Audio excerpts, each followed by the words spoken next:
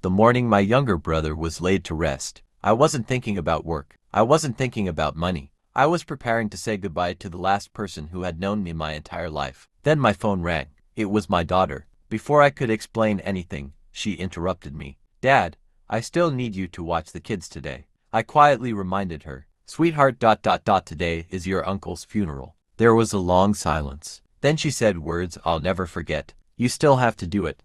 There's no other choice." At that moment, something inside me changed forever. She thought I would do what I'd always done. Put everyone else's needs before my own. She had no idea. That would be the last time she ever took me for granted. My name is Thomas. I'm 69 years old. For most of my life, I believed that being a good father meant always saying yes. Need help moving? Call Dad. Need money? Call Dad. Need someone to babysit at the last minute? Call Dad. For years, I answered every call without hesitation. After my wife passed away, my daughter Emily became my whole world. When she married Jason, I welcomed him like a son. When their 2 children were born, I happily became grandpa. 3 afternoons every week, I watched the kids, sometimes weekends too. I never charged them a penny. I loved those children more than words could describe. Then, one Tuesday morning, my younger brother Daniel suffered a massive heart attack. He didn't survive. Daniel wasn't just my brother. He was my best friend, the man who stood beside me through every major moment of my life. His funeral was scheduled for Sunday,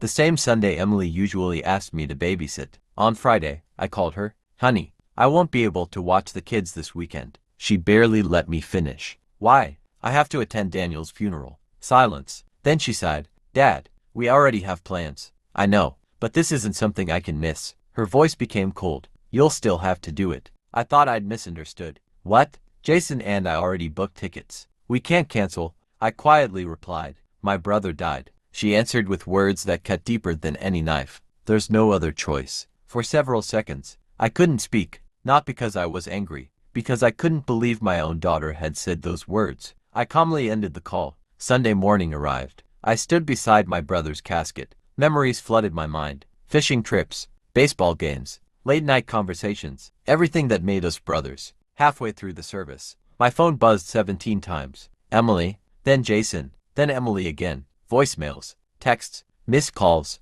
I ignored every one. For the first time in years, I chose not to rescue someone else's poor planning. That evening, Emily arrived at my house furious. "Where were you?" I looked at her quietly. "At your uncle's funeral." She folded her arms.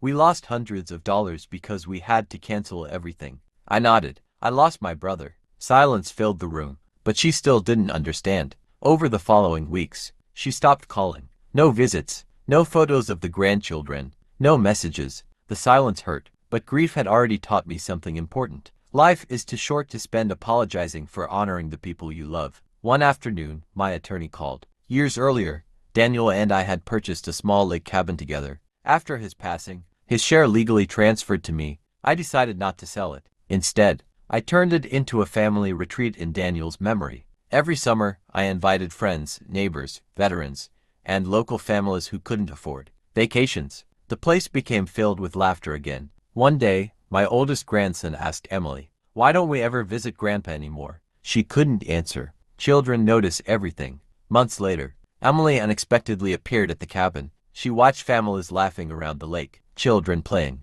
grandparents smiling. Then she quietly walked over to me. I didn't know. I've been thinking about that phone call every day. Tears rolled down her face. "I made your grief about my convenience." I looked across the water. "When your mother died, Daniel sat beside me every single day. He never asked for anything. He simply showed up." She cried harder. "I'm sorry, Dad. I forgot what family really means." Forgiveness wasn't instant. Pain rarely disappears overnight. But healing began with honesty. The following year, on the anniversary of Daniel's passing, Emily canceled every vacation plan. She brought flowers, held my hand, and stood beside me at the cemetery. Without saying a word, on the drive home she smiled. "Dad, thank you for teaching me something I should have already known. Some moments can be rescheduled. Saying goodbye to someone you love cannot." Today, every Sunday, my grandchildren still visit. Sometimes we fish. Sometimes we cook. Sometimes we simply sit together watching the sunset over the lake. Because eventually,